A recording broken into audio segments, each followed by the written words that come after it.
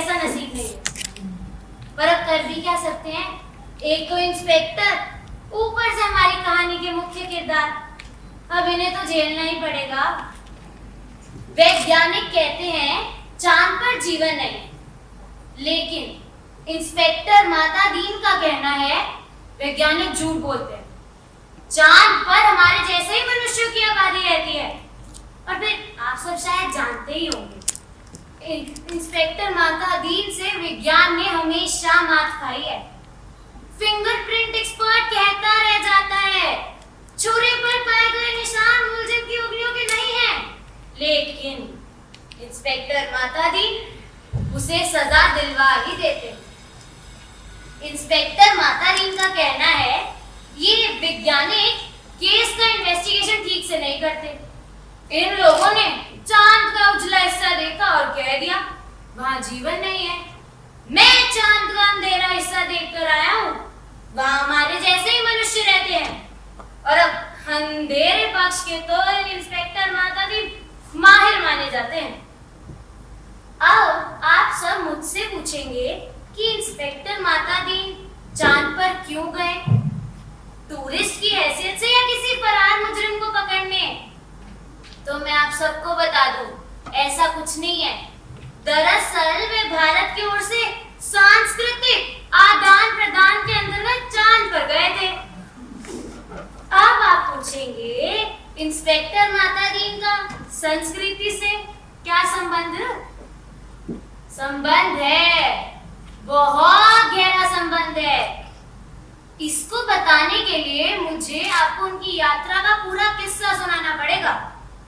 तो हुआ कुछ यूं कि एक बार चांद और भारत के होम मिनिस्ट्री लेवल की बातचीत चल रही थी और चांद के प्रधानमंत्री ने भारत के गृह मंत्री से कहा कि खैर आप लोग खुद ही देख लीजिए क्या बातचीत हुई थी।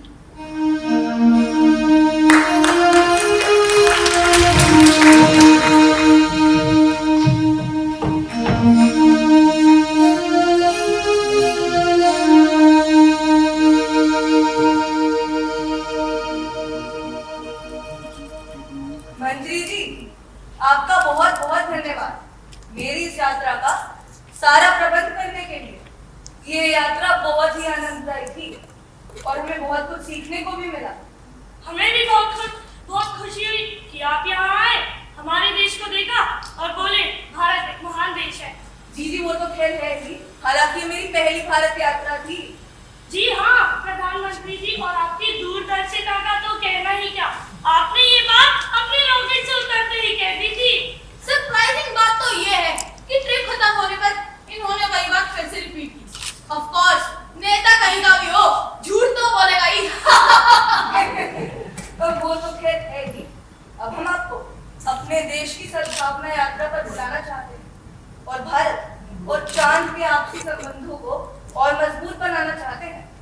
अरे वाह, बहुत दिनों से कोई फॉरेन ट्रिप नहीं लगी। This is a great chance. आपके चांद का टीएडीए भी बहुत अच्छा है। क्यों नहीं सर, क्यों नहीं? आई एम श्योर मंत्री जी जरूर आएंगे। जी आपके निमंत्रण के लिए बहुत बहुत धन्यवाद, पर अभी हम जन कल्याण में थोड़ा व्यस्त हैं। ये मैंने कहा तो था कि अमेरिका का दौरा बनवाओ, मेरे पोते का कैलिफोर्निया में मुंडन है और फिर हाईकमांड से भी परमिशन लेनी है, पर बाद में हम जरूर देखेंगे। जी कोई बात नहीं, आप अपनी सुविधा के अनुसार आइएगा। पर हम आपसे कुछ सवाल करना चाहते हैं। हमें भारत के बारे में कुछ चीजें ठीक से समझ में ना आई। पूछिए पूछिए, अरे यही तो उद्देश्य है इस कल्चरल एक्सचेंज का, आप हमको समझे, हम आपको। एक तो ये कि आपकी सरकार ये सारी योजनाओं का नाम एक जगह ही क्यों रखी है? नो नो ओके तो आपको ऐसा कैसे लगा? जी वो हम टीवी पर देख रहे थे कि आपके यहाँ पर छापा पड़ा था, तो हमें लगा कि शायद क्या आपकी सरकार सारी योजनाओं का नाम एक जैसे ही क्यों रखती है? 3000 करोड़ का घोटाला, 5000 करोड़ का घोटाला। जी वो तो एक टेक्निकल पॉइंट है, हमारे सेक्रेटरी साहब ही समझा पाएंगे। कैसे इडियटों से पाला पड़ा है, योजना और घोटालों का डिफरेंस भी नहीं समझते। अरे योजना है वो प्लान जो सरकार अनाउंस करती है और घोटाले वो जो मंत्री बाद में आने के बाद करते हैं। सोचना है तो बड़े बड़े प्लान से, तुमको गवर्नमेंट चलाती है। और सर आप तो जानते ही हैं government work is God's work, तो उन सब प्लान का और घोटाले घोटाले हमारे यहाँ तक कुटीर उद्योग है, जैसे कॉटेज इंडस्ट्री। वैसे तो ये दोनों हमारे सरकारी कामकाज के लिए, ताकि इनका कंप्यूटराइजेशन किया जा सके, पर बेसिकली दोनों एक ही चीज है। ठीक है, और ये तो बताइए आप क्या एक न्यूज़पेपर शुरू करने वाले हैं? नहीं तो ऐसा तो नहीं है। हमने कुछ अखबार वालों को खरीद रखा है। इस बारे में इसको किसने बताया? जी वो हम टीवी पर देख रहे थे कि आपके यहाँ पर छापा पड़ा था, तो हमें लगा कि शायद आप भी एक न्यूज़पेपर शुरू करने वाले होंगे। इस गधे को किसने प्रधानमंत्री बनाया? इसे तो पॉलिटिक्स का कुछ भी नहीं आता। ये सब ऑपोजिशन के लोगों की साजिश है हमें बदनाम करने की, पर बाद में हम एक जांच कमेटी बैठाएंगे और in a few years people will forget everything. I mean मंत्री जी को क्लीन चिट मिल जाएगी। अच्छा एक और बात,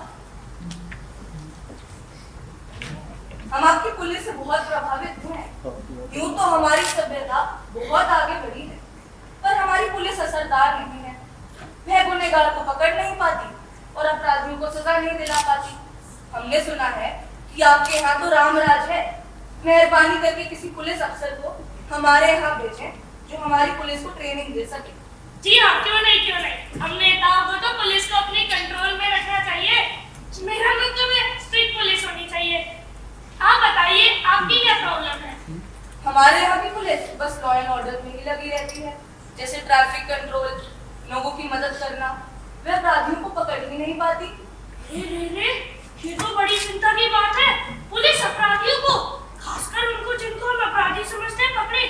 ये तो डेमोक्रेसी के लिए बहुत इम्पोर्टेंट है। हम ऐसा कर देते हैं, आपके यहाँ अपना एक खास पुलिस वाला भेज देंगे जो आपकी पुलिस को ट्रेनिंग दे दे। कोई है आईजी या डीआईजी, जैसे वहाँ चार्ज पे डेप्यूटेशन पे भेज सके। हमारे भी काम आए। सर काम के तो बहुत हैं, but you know what I was thinking sir? Sir चांद तो हमारा छोटा सा सैटेलाइट है, उसके लिए किसी हाई रैंक वाले को तो भेजना, उसके लिए तो इंस्पेक्टर लेवल का आदमी ठीक रहेगा। Anyway, what money will make on moon? चलो ठीक है, कोई भरोसे का आदमी है आपकी नजरों में? भरोसे का? Yes sir, है ना, इंस्पेक्टर माता ने पुलिस डिपार्टमेंट में वो बहुत फेमस है और ये तो भी वेरी यूजफुल टू अस। मेरे बेटे का कार एक्सीडेंट का इन्वेस्टिगेशन भी उसी ने किया था और प्रूफ कर दिखाया था कि मेरा बेटा साइकिल चला रहा था, वो भी 3 पहिया वाली, इसलिए सांप फूट गया। चलो ठीक है, उसी को भेज देते हैं। बुलवाइए उसको। अच्छा तो प्रधानमंत्री जी, हम आपके अपना एक खास इंस्पेक्टर लेवल का आदमी भेज देंगे जो आपकी पुलिस को ट्रेनिंग दे दे। जी बहुत बहुत धन्यवाद आपकी इस मदद के लिए, हम आपके हमेशा आभारी रहेंगे। अच्छा तो अब हम चलते हैं। जी बहुत बहुत धन्यवाद, नमस्कार। अरे बुलवाया उसको आपने? यस सर, फोन तो कर दिया है, ही शुड बी कमिंग, काम का आदमी है sir. May I come in, sir? हाँ माता दी, कम इन। जय हिंद सर। जय हिंद। देखो माता दी, यू नो मंत्री ji very well, don't you? जी सर, अच्छी तरीके से जानता हूँ। पिछले इलेक्शंस में इनकी कॉन्स्टिट्यूएंसी बूथ हमने ही तो कैप्चर करवाए थे सर। हाँ तो माता दी, चांद के प्रधानमंत्री इनकी पुलिस से खुश नहीं है और उनकी रिक्वेस्ट है कि इंडिया का कोई इंस्पेक्टर उनको वहाँ पे ट्रेनिंग देने जाए। तो मंत्री जी wants to go to the moon and train their police. हाँ माता दी, हम तो यह चाहते हैं कि तुम इतना अच्छा काम करो कि वहाँ लोग हमारी जय जयकार करें, डिपार्टमेंट की ऐसी पब्लिसिटी हो जो पीएम साहब को भी सुनाई पड़ जाए। जी सर, हम पूरी कोशिश करेंगे कि हम ये काम सफलतापूर्वक करें और भारत की पुलिस का नाम ऊंचा करें।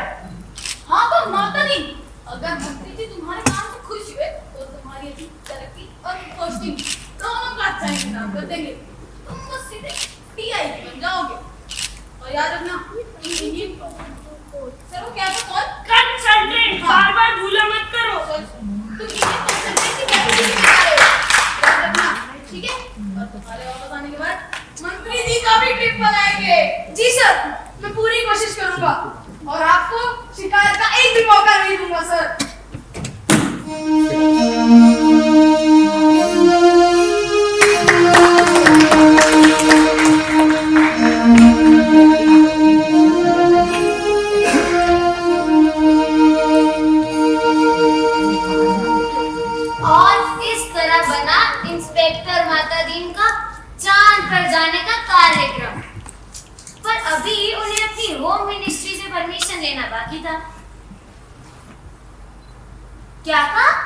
होम सेक्रेटरी के ऑर्डर के बाद किसी और की परमिशन की क्या जरूरत? भाई साहब, आपकी शादी हुई है नहीं, दफ्तर की नहीं, अपने घर की होम मिनिस्ट्री की, यानी श्रीमती माता दीन की। और जैसा सब जानते ही हैं, बाहर और थाने में कानून व्यवस्था इंस्पेक्टर माता दीन चाहे जितनी चला ले, घर के अंदर की शांति और अमन का चार्ज श्रीमती जी के हाथ में ही था। इसलिए उनका राजी होना बहुत जरूरी था। उनकी इस नई पोस्टिंग की खबर उनके हवलदार गफूर के मार्फत होम मिनिस्ट्री तक पहले ही पहुंच गई थी और वो भवन में जाने की सारी तैयारी में अंदर बैठी थी। लेकिन इंस्पेक्टर माता दीन ने भी कच्ची गोलियां तो नहीं खेली थी।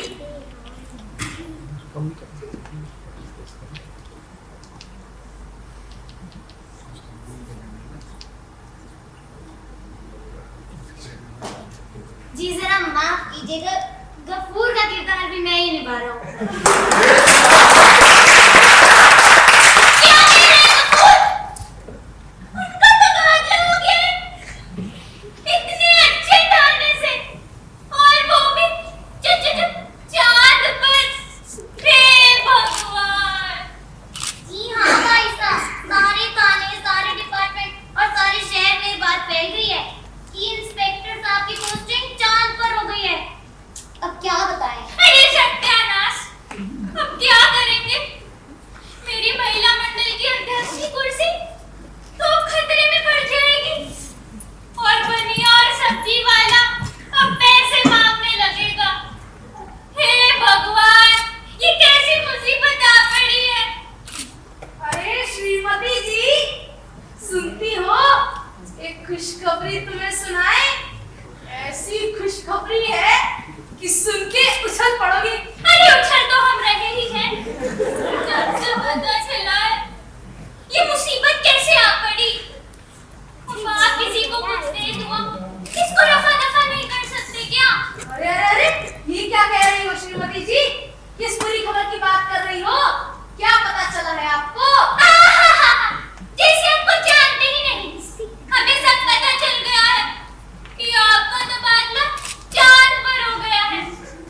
हे भगवान, हमें तो लगता था कि आपकी दिल्ली में पोस्टिंग होगी, हम खूब शॉपिंग करेंगे, पर ये क्या हो गया? आपको किसने बताया? गफूर ने। बेचारा थाने से ये खबर देने सीधा दौड़ा आया। सर, मैं तो भाई साहब से पूछने आया था कि बबलू को स्कूल से कब लाना है, और साथ में ये खबर भी बता दी जिसकी चर्चा पूरे शहर में है। ओहो, तो ये बात है। पर श्रीमती जी, आपको ये क्यों लगता है ये खबर खराब है? अरे ये भी कोई पूछने की बात है क्या?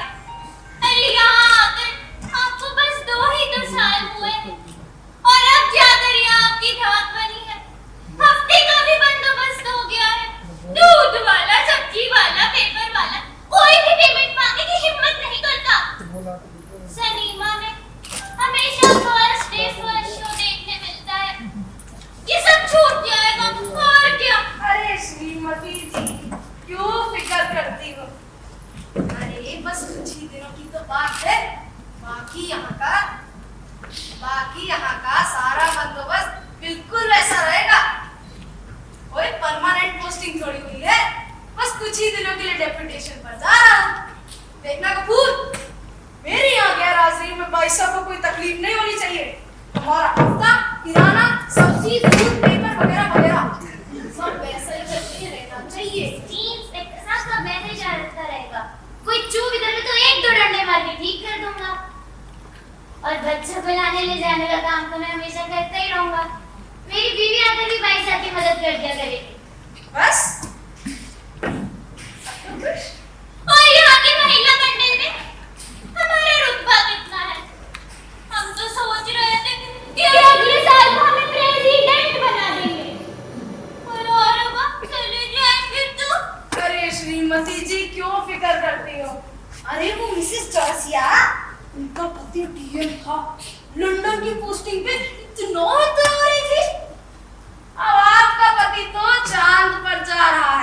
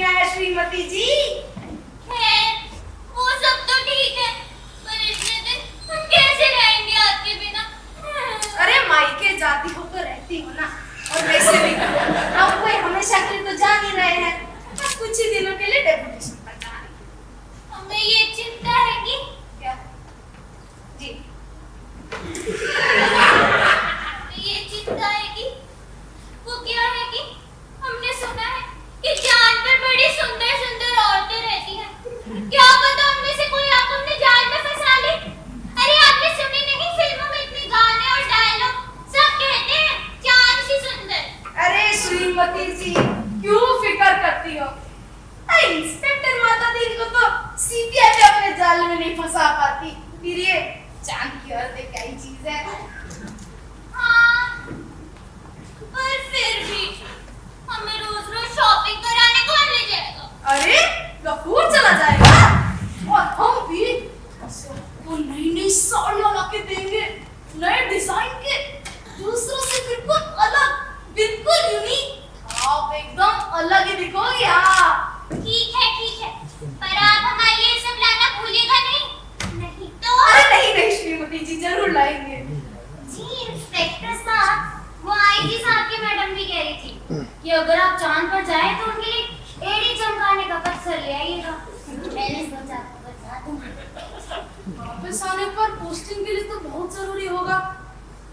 अच्छा ठीक है, तो कह देना, हम जरूर लेकर आएंगे। जी अच्छा तो आप हमारा सामान मान लीजिए, हमको कल ही निकलना है। ठीक है, पर आपको चांद की सुंदरियों वाली बात जरूर याद रखिएगा। हाँ।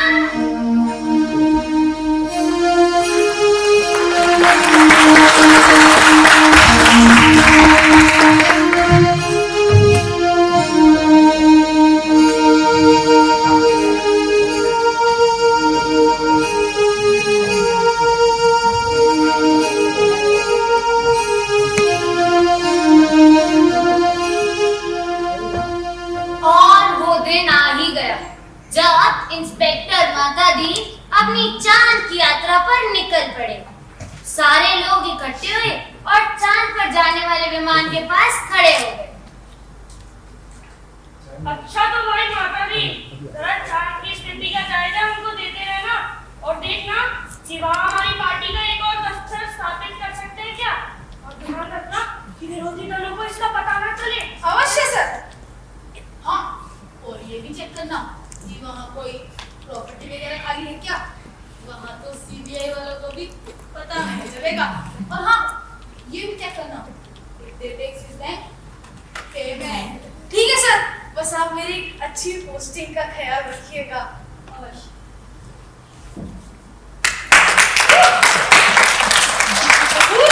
हमारा सामान रख दिया? जी इंस्पेक्टर साहब, सब रख दिया। एफआईआर का रजिस्टर रखा?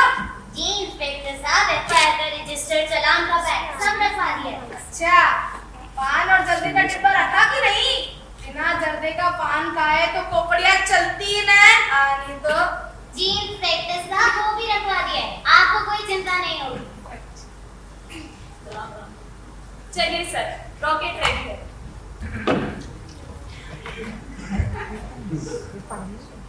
क्यों बे, तेरे पास ड्राइविंग लाइसेंस है? जी साहब। और गाड़ी के पेपर वगैरह सब ठीक है? जी बत्ती वगैरह सब ठीक है? सब ठीक है।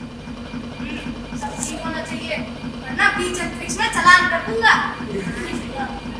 जी, पर हमारे यहाँ आदमी से इस तरह बात नहीं करती। अबे मालूम है बे, तभी तो तुम्हारे यहाँ की पुलिस इतनी कमजोर और फट्टू है। रातों पर ध्यान ही नहीं दे रही। अभी जाके देखता हूँ।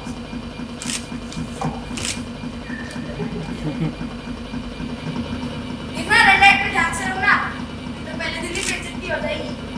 जी साहब, पर चांद पर तो रेड लाइट्स नहीं है, सब एक दूसरे को रास्ता देते हैं। ये क्या बात है? अबे रेड लाइट्स नहीं है तो गाड़ियाँ रोक के ऊपर की कमाई कैसे करते हो? जी, वो क्या होती है? ऐसे घबोसम मालूम पड़ा है, ये भी नहीं जानते। और तो हॉर्न भी नहीं बजा रहा है बे। जी, अंतरिक्ष में दूर दूर तक तो कोई ट्रैफिक नहीं है, फिर हॉर्न की क्या जरूरत? अरे अफसर तू है कि मैं? Rule is rule. हमारे यहाँ ट्रक के पीछे लिखवाते हैं हॉर्न प्लीज, तू तो हॉर्न चलाता चल। जी अच्छा साहब।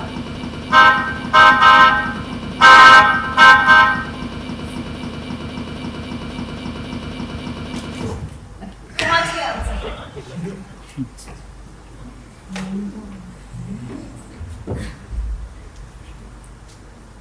यूनिफॉर्म में तो फीते वगैरह है ही नहीं, समझ नहीं आ रहा इससे हाथ मिलाना है, किसको सैल्यूट करना है। खैर, ऐसे भी हम यहाँ इंस्पेक्टर की नहीं बल्कि कंसल्टेंट की हैसियत से आए हैं, तो हाथ मिलाना ही ठीक है।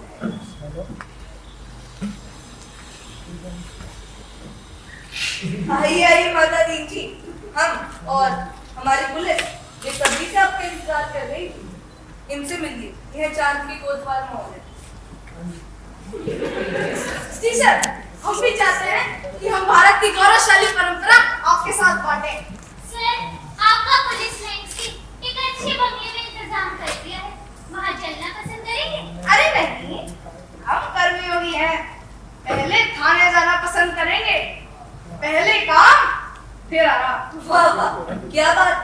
आपका अपने काम के प्रति समर्पण देखकर हमें बहुत खुशी हुई। हमें पूरी उम्मीद है कि हमारी पुलिस भी आपसे बहुत कुछ सीख सकेगी। ये समर्पण हमारा कैसा, थाने में तो लोग हमें समर्पण करते हैं लक्ष्मी का। जी सर, हम भी पूरी कोशिश करेंगे कि हम आपकी पुलिस को अपने यहाँ के तौर तरीके सिखा सके। अच्छा, तो अब हम चलते हैं। चलिए सर, हम आपको अपनी कोतवाली ले चलते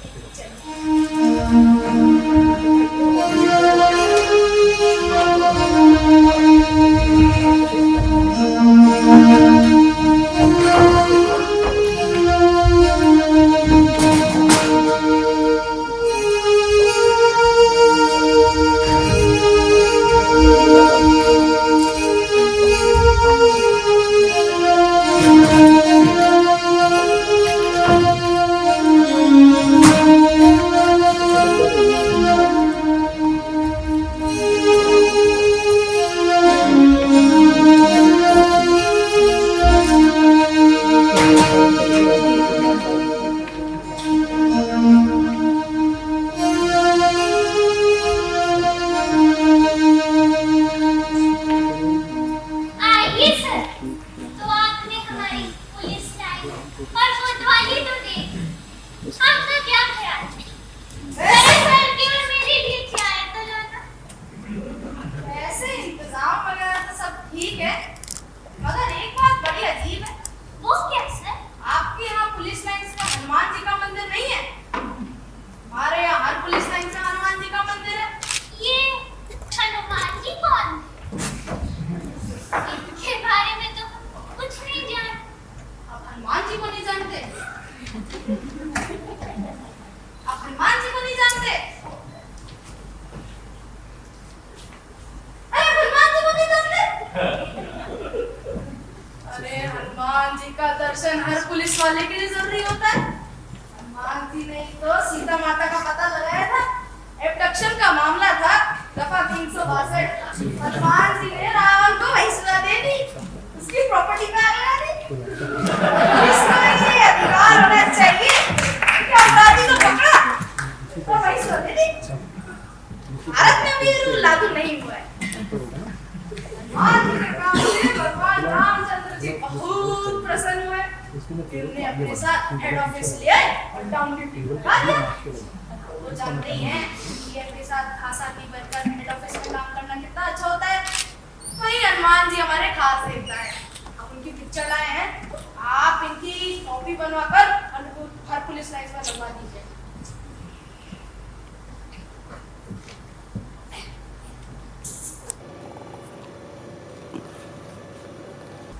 जी बहुत अच्छा। और कुछ सर? और आपके यहाँ पान और जर्दे की दुकान नहीं है क्या? हमको तो जब तक बिना जर्दे का पान ना मिले तब तक हमारी पकड़िया नहीं चलती है। सर, पान तो मिल जाएंगे, लेकिन जर्दे के लिए हमारे यहाँ थोड़ी मुश्किल है। लोग फूक फूक कर कचरा करते हैं और उनकी हेल्थ भी खराब होती है। लेकिन आप तो हमारे मेहमान हैं सर, आपके लिए मैं बंदोबस्त करवाता हूँ। और कोई बात सर? नहीं, ऐसे इंतजाम वगैरह तो सब ठीक है, मगर हम उन कारणों का एनालिसिस कर रहे थे जिनसे चांद की पुलिस इतनी मुस्तैद नहीं है, अपराधों पर ध्यान ही नहीं दे रही। जी ऐसा नहीं है सर, पर वो अपराधी को पकड़ना। अभी इसलिए तो हम यहाँ आए हैं। हाँ, एक बात हो सकती है, जरा पुलिस का सैलरी रजिस्टर लाना। ठीक है सर। हवलदार, जरा सैलरी रजिस्टर तो लाना।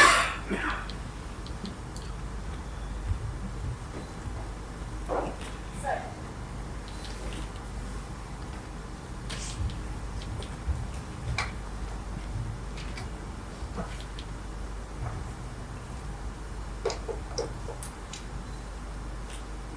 आ गया समझ में। अब मुझे पता चला कि आपकी पुलिस इतनी मुस्तैद क्यों नहीं है। वो क्यों सर? एक आप उनको इतनी बड़ी बड़ी तनख्वाहें जो देते हैं, सिपाही को 5,000, हवलदार को 7,000, थानेदार को 10,000। अरे ये तो मजाक है। हमारे यहाँ सिपाही को 500 देते हैं और हवलदार को 800, तो जुर्म की 24 घंटे तलाश करता है। आप मेरी बात मानिए, आप इन सब की तनख्वाह घटाकर 1/4 कर दीजिए।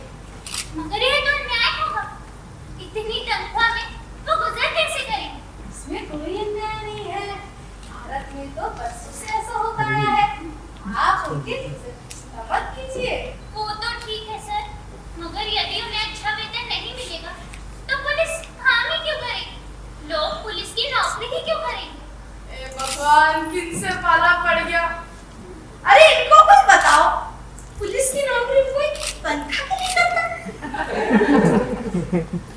आप मेरी बात मानिए, आप इन सबकी तनख्वाह घटाकर 1/4 कर दीजिए। आप देखेंगे पहली घटी हुई तनख्वाह मिलते ही पुलिस की अप्रोच और वर्किंग दोनों बदल जाएगी। ठीक है सर, आप जैसा कहें।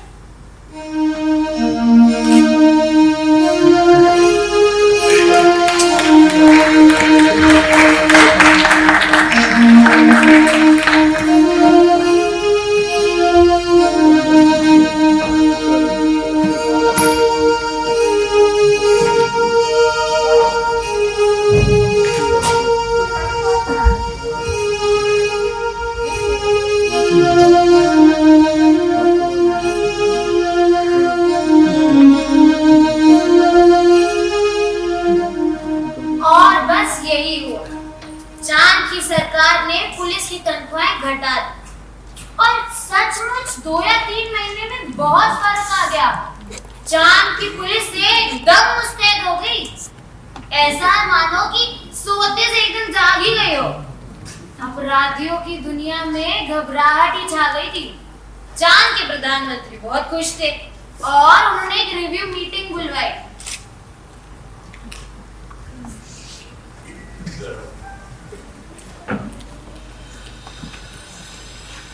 हाँ तो कोतवाल जी और माता दी जी, हमने सारे थानों के रिकॉर्ड बुलवाकर देखे हैं। हर जगह पहले से कई गुना अधिक केसेस रजिस्टर हुए हैं। ये बहुत ही खुशी की बात है।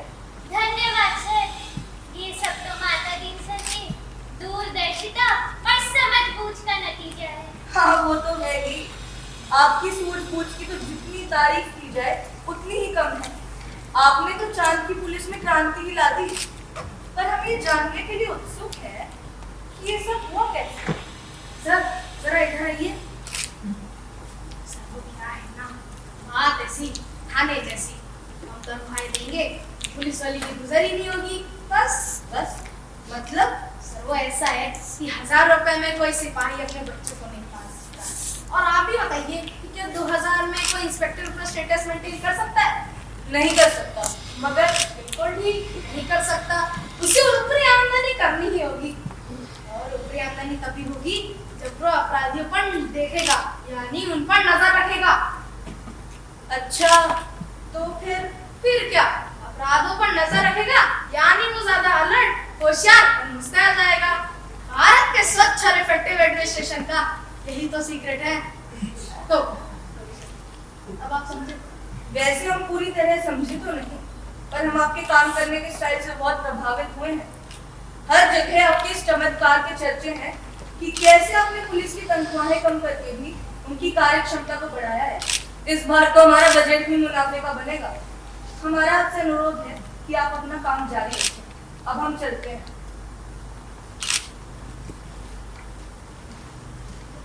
अभी तो आप लोगों को और चमत्कार देखने हैं। हाँ तो उत्तम जी, इस बार आपका प्रमोशन पक्का। धन्यवाद सर, ये सब तो आप ही की मेहरबानी है। आपकी ही विद्वता से हमारे केस रजिस्ट्रेशन के आंकड़े इतने बढ़ गए हैं। और सर आपके ही कारण हमें ये ऊपर की आमदनी भी नसीब हुई है। आप ना आते तो हम लोग तो कुछ जैसे पूरी सैलरी पर ही गुजर जाते हैं। आप तो सच्चे शब्दों में हमारे गुरु हैं। खैर वो सब तो ठीक है, अब आधी समस्या हल हो चुकी है। अब दूसरा काम ये है कि मामले की जांच विधि यानी इन्वेस्टिगेशन में सुधार लाना है। अगर आपके पास कोई बड़ा संगीन जुर्म है तो उसको नमूने के तौर पे हम सॉल्व करना चाहेंगे। वैसे कोई बहुत संगीन जुर्म तो नहीं है, पर कल आपसी मारपीट में एक आदमी मारा गया, उसको देख सकते हैं। First class. आप लोगों को सिखाने के लिए इसका इन्वेस्टिगेशन हम करेंगे। आप लोग ध्यान से देखिएगा। पहली बात तो ये कि कंपनी के केस में एविडेंस बहुत पक्की होनी चाहिए। मगर सर पहले कातिल का पता लगाना पड़ेगा, तभी तो एविडेंस इकट्ठा की जा सकेगी। अरे ऐसे नहीं, आप पहले इन्वेस्टिगेटिंग हवलदार को तो बुलाइए। ठीक है सर। हवलदार। मगर सर एविडेंस कहाँ से इकट्ठा करें? अरे कातिल को छोड़ दो, उल्टा चलो। क्या कहीं मरने वाले का खून मिला था? किसी के कपड़ों पर या और कहीं? मारने वाला तो भाग गया था और मृतक सड़क पर बेहोश पड़ा था। एक भला आदमी वहां रहता है जो उसे उठाकर अस्पताल ले गया था। इस चक्कर में उस भले आदमी के कपड़ों पर ही खून के दाग लग गए हैं। First class. तुम ऐसा करो, उसे गिरफ्तार कर लो। क्या सर? उसको गिरफ्तार? अरे उसे क्या देखता है?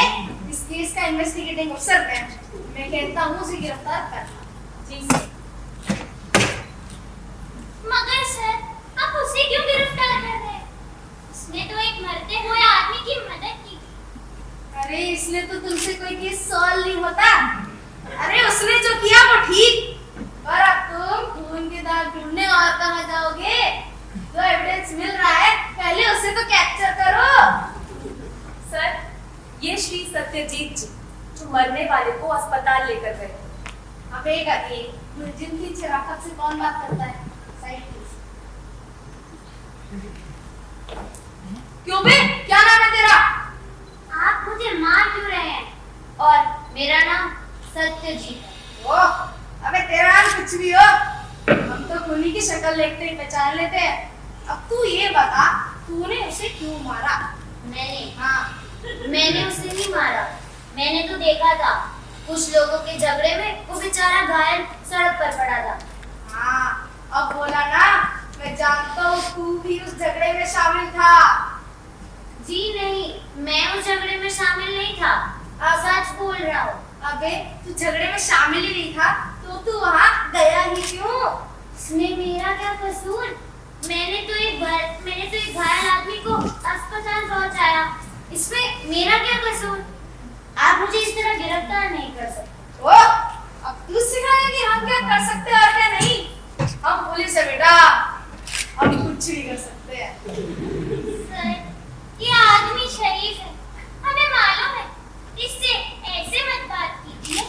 ओह, शरीफ आदमी है, मतलब प्रेस का आदमी नहीं है? अरे फिर तो डरने की कोई बात ही। खैर, अगर आपको मेरे इंटरोगेशन से नहीं प्रॉब्लम तो मेरे पास दूसरा रास्ता भी। अच्छा तो सत्यजीत, तू ये बता तूने उसे क्यों मारा?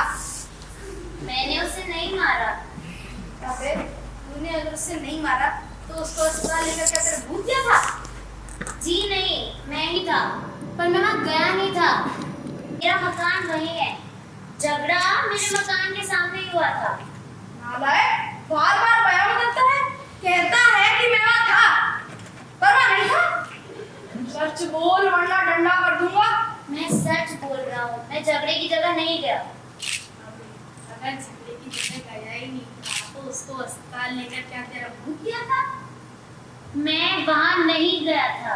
अबे चुप, वो सब ठीक है, और मैं फिर वही पूछ रहा हूँ, तू वहाँ गया ही क्यों? मैं वहाँ नहीं गया। चुप है, तू ये बता, तू वहाँ गया ही क्यों? सर ये कह रहा है कि वहाँ उसका मकान है। अब इन लोगों को सब कुछ सिखाना पड़ेगा। इधर देखो, अब मैं तुम्हें इन्वेस्टिगेशन का फंडामेंटल सिखाऊंगा पापा। बतलाइए सर। देखो, अगर आदमी मारा गया है तो कोई ना कोई कातिल जरूर है। किसी ना किसी ने उसे जरूर मारा है। किसी ना किसी को तो सजा होगी, पर किसको? बात सही है सर, पर सजा किसको होनी? अरे ये तो तुम लोग भटक जाते हो। सजा किसको होनी है? पुलिस के लिए ये सवाल इतना इम्पोर्टेंट नहीं है। इससे ज्यादा इम्पोर्टेंट सवाल ये है कि जुर्म किस पर साबित हो सकता है और किस पर साबित होना चाहिए। वो कैसे सर? ये दो बातों पे निर्भर करता है।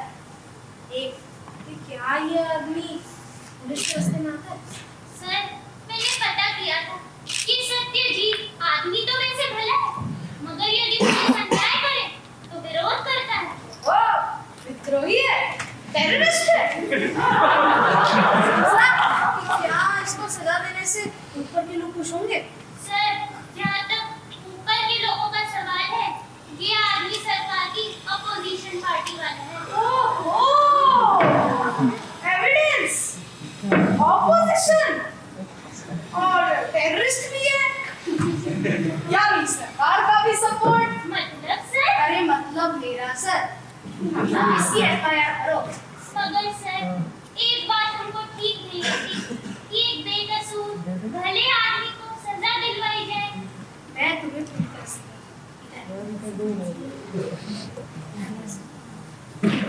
गीता में भगवान कृष्ण ने कहा है, हम सब में उसी परमात्मा का अंश है, चाहे इसे हो या किसी और हो, फांसी पर तो ईश्वर ही चढ़ेगा। और वैसे भी ये कपड़ों पर उनके दाग भी तो मिल रहे हैं। अरे इन्हें छोड़ के तुम कहाँ भटकते फिरोगे? तुम तो भगवान की इच्छा मान के इसकी एफआईआर भरो। ठीक है सर, आप कहते हैं तो मैं भर देता हूँ। और हाँ, एक बात याद रखना, एफआईआर में वक्त जरूरत के लिए थोड़ी जगह छोड़ देना, ताकि बाद में कुछ चाहे तो ले सके। जी सर, अब इतना तो आपने सिखा ही दिया है। देखें आगे केस कैसे चलता है। बस तुम निश्चिंत रहो और देखते जाओ कि आगे केस कैसा चलता है।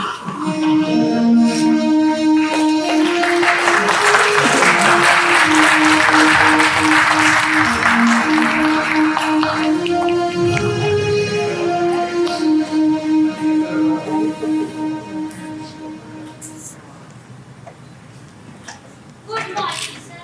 आइए आइए, क्या हाल है? हाल तो ठीक है सर, मगर एक समस्या है। वो क्या? गुरुदेव, जब से इस सत्यजीत को पकड़ा है, हमारी तो बड़ी आफत हो गई। तमाम भले आदमी आते हैं पर कहते हैं उस बेचारे बेकसूर को क्यों फंसा रहे हो? ऐसा तो चंद्रलोक में पहले कभी नहीं हुआ। अब आप ही बताइए सर, उनके सवालों का क्या जवाब? हम तो बहुत शर्मिंदा हैं। अरे बस हफ्ते में ही घबरा गए? घबराओ मत, शुरू में इस काम में आदमी को शर्म आती है, आगे चल के तुम्हें आदत हो जाएगी और फिर तुम्हें बेकसूर को भी छोड़ने में शर्म आएगी। पर सर, उनके सवालों का क्या जवाब दूं? अरे हमारे पास हर सवाल का जवाब है। अब जो तुम्हारे पास आए उसे कहना कि हम जानते हैं कि वो बेकसूर है। अरे सर, मैं ऐसा कह दूंगा तो फिर क्या जवाब दूं? तुमने पूरा जवाब सुना?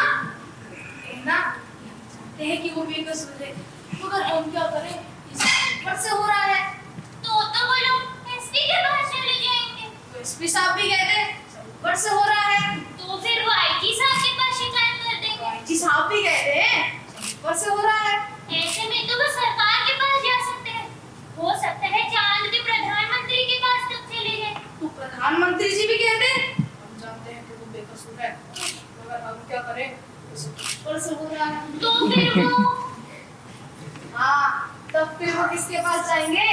भगवान के पास ना। मगर भगवान से मिलकर कौन वापस लौट सका है? और सर, क्या बात है, मैं तो इस तरीके से सोच भी नहीं सकता था। तभी तो तुम्हारी सरकार इतनी पिछड़ी हुई है। एक मुहावरा सब ऊपर से हो रहा है। भारत में पिछले 72 सालों से सरकारों को बचा रहा है, तुम भी सीखो। वाह सर, वाह। मैं तो धन्य हो गई। मगर एक समस्या अब भी है प्रभु। वो क्या? अभी इस केस को अदालत में साबित करना बाकी है। उसके बारे में भी हमने सोचा है। तुम ऐसा करो, कहीं से 4 चश्मदीद गवाह उठा लो। वही तो समस्या है सर, चश्मदीद गवाह कहाँ से लाऊं? जब किसी ने उसे मारते देखा ही नहीं, तो कोई आई विटनेस कैसे मिले? हे भगवान, जानते भी हो आई विटनेस किसे कहते हैं? जी जानता हूँ सर। अरे खाक जानते हो? अरे आई विटनेस वो नहीं जो देखे, चश्मदीद गवाह वो जो कहे कि मैंने देखा। मगर ऐसा कोई क्यों कहेगा सर? अरे कहेगा यार, जरूर कहेगा। मेरी तो समझ में नहीं आता तुम लोग सरकार कैसे चलाते हो। अरे पुलिस के पास तो चश्मदीद गवाहों के लिए पहले से ही पड़ी रहती है, जब चाहा उसे बुला लिया। हमारे भारत में तो ऐसे लोग हैं जो साल में 300-400 वारदातों के चश्मदीद गवाह बनते हैं और अदालत भी मान लेती है कि उस आदमी में कोई दैवीय जाती शक्ति है, जिससे उसे पता चल जाता है कि अमुक जगह पे वारदात होने वाली है, पहले ही प्रस्तुत हो जाता है।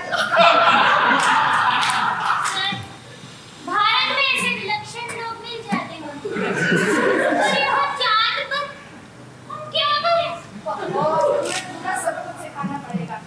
अच्छा लो, मैं तुम्हारे लिए चश्मदीद बना के दूंगा। वाह सर, आपका बड़ा उपकार होगा। मगर बताएंगे कैसे? तुम ऐसा करो, कहीं से 8-10 उठाए गिरोए बदमाशों को ले आओ जो छोटी मोटी चोरियां, मारपीट या गुंडागर्दी करते हो। अगर जो गैर कानूनी शराब बेचते हो या जुआ खेलते हो तो बहुत अच्छा है।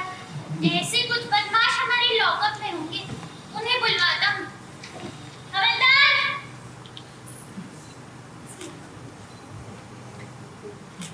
सुनो, याद है पिछले हफ्ते हमने वो जो अड्डा रेड किया था, वहां से जिन जुआरी और बदमाशों को पकड़ा था, उन्हें लेकर आओ।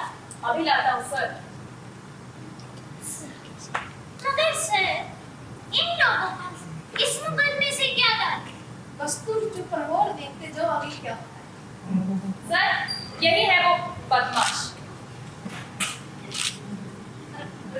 वाह वाह, कितने दिन हुए थे ऐसे नर रत्नों को देखे हुए, बड़ा सुना सुना सा लगता था। आज कलेजे को कितनी ठंडक पहुंची है। आओ महारथी आओ, क्या हाल है? कुछ ठंडा गरम लोगे? ये क्या कह रहे हैं सर? ये तो बदमाश लोग हैं जिन्हें पिछले हफ्ते पकड़ कर लाए थे। हम जानते हैं ये लोग कौन है और हम इन्हें अच्छी तरह पहचानते भी हैं। जरा इनकी फाइल आना।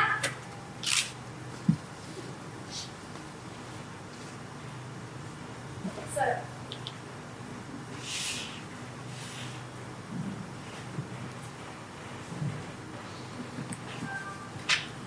ये लोग बिल्कुल सही रहे। वो कैसे सर? तुम चुप रहो और देखते जाओ। हाँ तो भाई, तुमने देखा था ना जैसे सत्यजीत आया और मरने वाले पर हमला किया। कौन सत्यजीत साहब? हमें तो कुछ भी नहीं मालूम। होता है पहली पहली बार है ना। हाँ तो भाई, तुम तो जानते हो ना, तुम तो जानते हो ना ऐसे सत्यजीत आया और मरने वाले के सर पे 2 लाठी मारी। कैसे देखता? अपन तो वहाँ था ही नहीं। हाँ नहीं था, ये मैंने माना, लेकिन तुमने देखा तो था। इसका दिमाग घूम गया लगता है साहब। क्यों तुम पागल है क्या? अभी तो ऐसे दिमाग होने लगा है। हवा तो देखा था ना। ये चमकना सही नहीं तो कैसे देखा होगा? साहब ये आदमी सता हुआ लगता है। नहीं सर बाबा।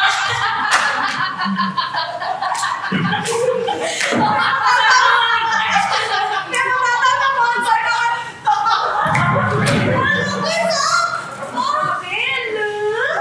कैसे देखा होगा? तुम तो आते ही नहीं। मैं बताता था कैसे देखा होगा। खड़ा हो। तुम लोगों को कम से कम 10 साल की जेल हो सकती है। अब तुम बताओ, तुम्हें 10 साल की जेल में रहना है या ये काम करना है? आप कर लीजिए साहब, हम जेल नहीं जाना चाहते। गलती हो गई साहब, सॉरी। हाँ वो सब ठीक है, पर अब तुम ये बताओ, तुमने देखा था ना कैसे सत्यजीत आया और मरने वाले के सर पे 2 लाठी मारी।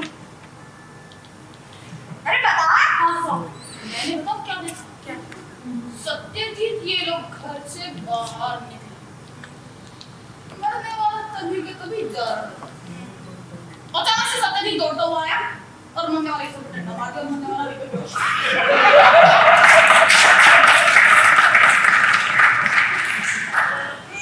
आगे आप मैंने भी देखा था। मरने वाला जा रहा था। उसने मैं वो सत्यजीत आ गया। दो लाठी मारने लगा था। वो बेचारा वहीं रोज हो गया था। बेचारा।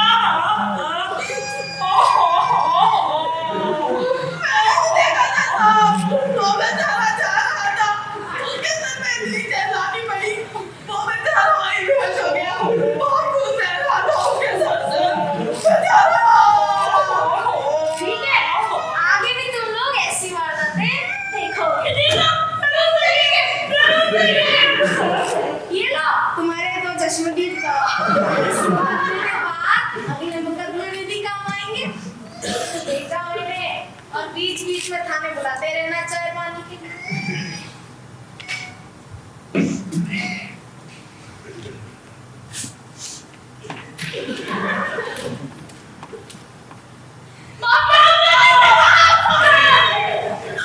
बस ठीक है, जाओ जाओ। गलती हो गई साहब। हाँ हाँ ठीक है, अरे जाओ, अरे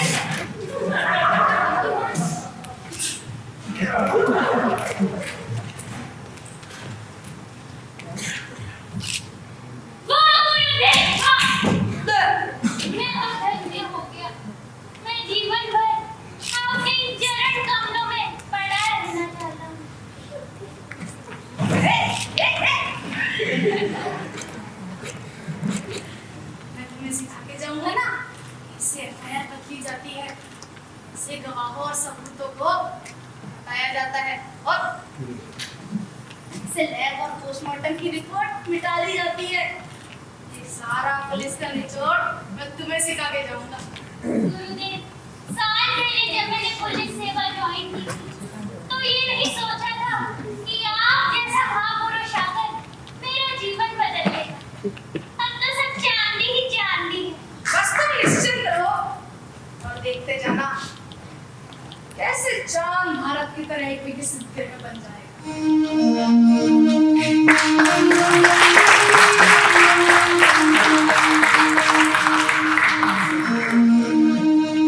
और बस यही हुआ। चांद की पुलिस शिक्षित हो चुकी थी। धड़ाधड़ केस पर केस बनने लगे और सजाएं होने लगी। चांद पुलिस की ऐसी मुस्तैदी भारत सरकार के सहयोग का ही नतीजा था। इसीलिए चांद की सरकार ने भारत के लिए धन्यवाद प्रस्ताव भी पास किया और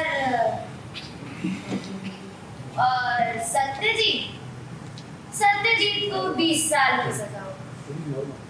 मगर ना जाने क्यों चांद के प्रधानमंत्री बहुत बूढ़े दिखाई देने लगे। मंत्रिमंडल की कई मीटिंग्स में कई सवाल उठे जिनका उनके पास कोई जवाब नहीं और फिर उन्होंने चांद कोतवाल और माता दीन को बुलवाया।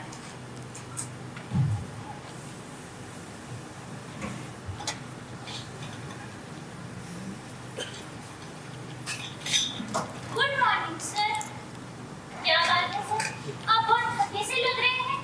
तबीयत तो ठीक है? साहब, आपने बुलाया? कोई समस्या?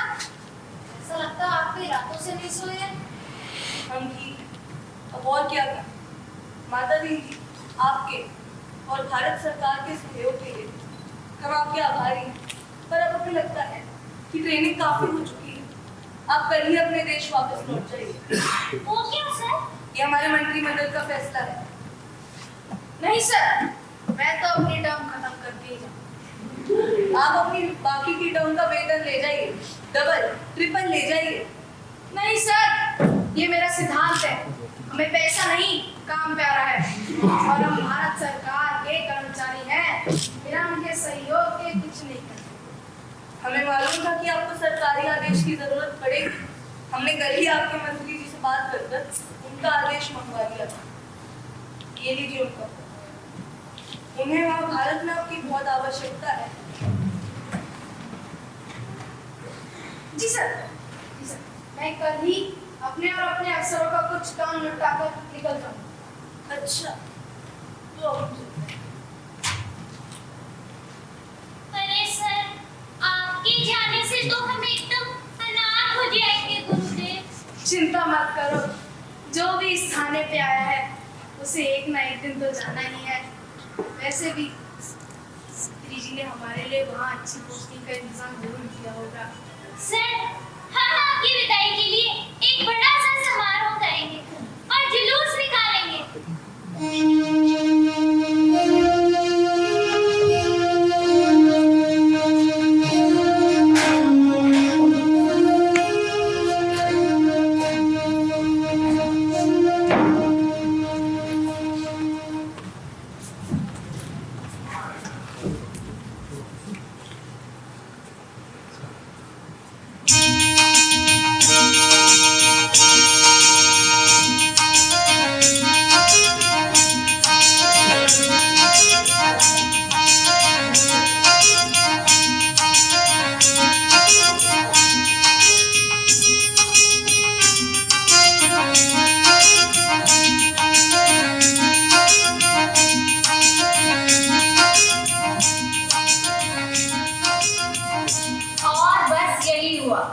माता दीन साहब का सार्वजनिक अभिनंदन हुआ।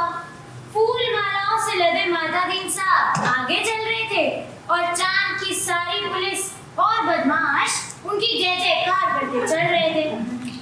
वे अपने गृह मंत्री के साइड में सबको जवाब भी दे रहे थे, पर ऐसा पहली बार कर रहे थे ना, इसलिए थोड़ा अजीब लग रहा था कि ऐसे मौके के लिए वो एक धोती कुर्ता और टोपी साथ ले आते। उनकी विदाई के समय सारे पुलिस वालों और बदमाशों की आंखों से आंसू झड़ रहे थे और उनकी स्मारक विदाई का टेलीकास्ट भारत में गृह मंत्री और होम सेक्रेटरी भी देख रहे थे।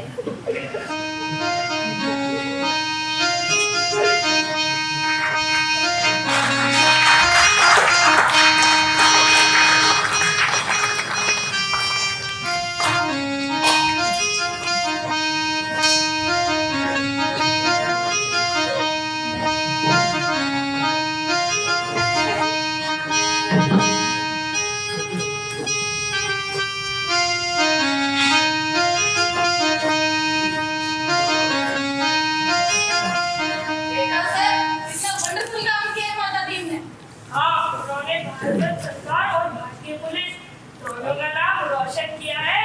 बिल्कुल सर, और आपकी चांद की कल्चरल एक्सचेंज ट्रिप का मौका बना दिया है। हाँ, ऐसा लगता तो है। और फिर सर अब बहुत देर हो चुकी है, तो मैं सोच रहा हूँ कि मैं माता दी को राजधानी में पोस्ट कर देना चाहिए। ये प्रमुख पत्र कहाँ है जो चांद के प्रधानमंत्री ने हमें लिखा था? जरा पढ़ के तो सुनाइए। ये रहा, मैंने भी अब तक नहीं पढ़ा। अब पढ़ा। माननीय गृह मंत्री, माता दी की सेवा हमें प्रदान करने के लिए अनेक धन्यवाद। अनेक धन्यवाद। पर अब आप उन्हें फौरन वापस बुला लें। हम भारत को अपना मित्र देश समझते थे, पर आपने तो हमारे साथ शत्रु जैसा व्यवहार किया है। हम चांद के भोले भाले लोगों के साथ विश्वासघात किया है आपने। आपके माताजी ने हमारी पुलिस को जैसा कर दिया है, उसके ये नतीजे हुए हैं। कोई किसी मरते हुए आदमी के पास नहीं जाता। वह डरता है कि वो कत्ल के मामले में फंसा दिया जाएगा। बेटा बीमार बाप की सेवा नहीं करता। वह डरता है कि अगर बाप मर गया तो उस पर बाप को मारने का जुर्म कायम ना कर दिया जाए। वहां पर घर जलते रहते हैं, कोई भी उन्हें बुझाने नहीं जाता। वह डरता है कि उस पर घर जलाने का जुर्म कायम कर दिया जाएगा। बच्चे नदी में डूबते रहते हैं, कोई भी उन्हें नहीं बचाता। वह डरता है कि उस पर बच्चे को नदी में डुबोने का आरोप लगा दिया जाएगा। सारे मानवीय संबंध समाप्त होते जा रहे हैं और आपके माता दीन जी के पास अब लोग चांद पर जहां तहां जर्दे का पान खा खाकर थूकते रहते हैं। हमने उन्हें सांस्कृतिक आदान प्रदान के लिए चांद पर बुलाया था, मगर हमें मालूम नहीं था कि ये सांस्कृतिक आदान प्रदान चांद के लिए इतना खतरनाक साबित होगा। कृपया उन्हें भारत फौरन वापस बुला लीजिए।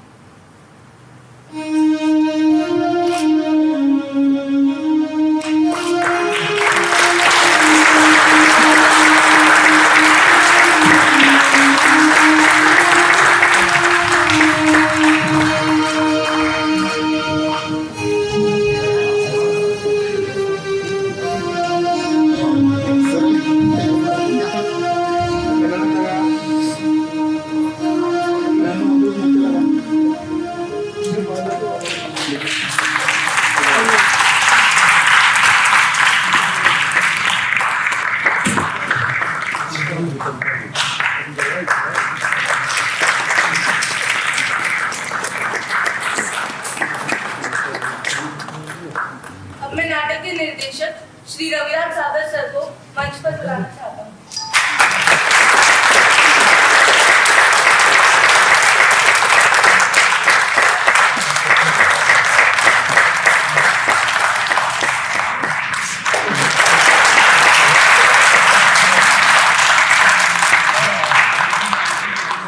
Certificate of participation. Arjun Kaushik.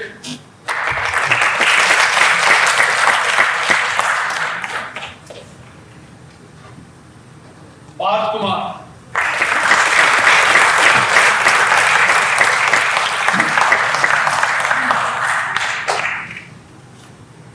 Bhavya Bahuguna.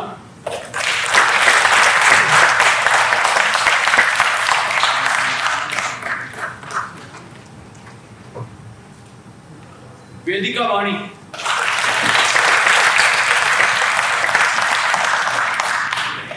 दक्ष चौधरी।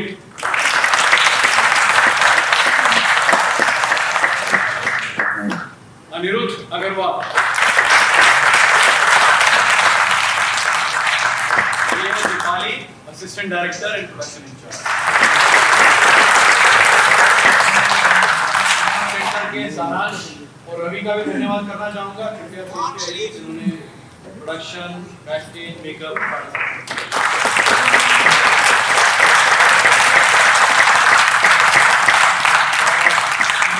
सुमा जी को बुलाना चाहूंगा, जिनके पैटर्नेज में हम ये वर्कशॉप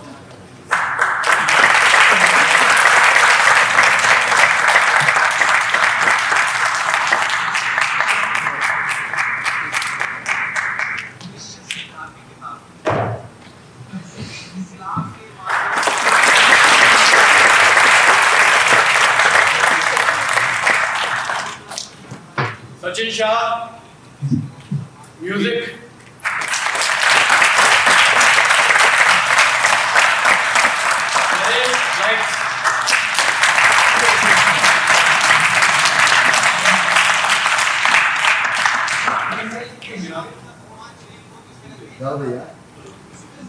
आज शाम हमारे साथ बिताने के लिए धन्यवाद।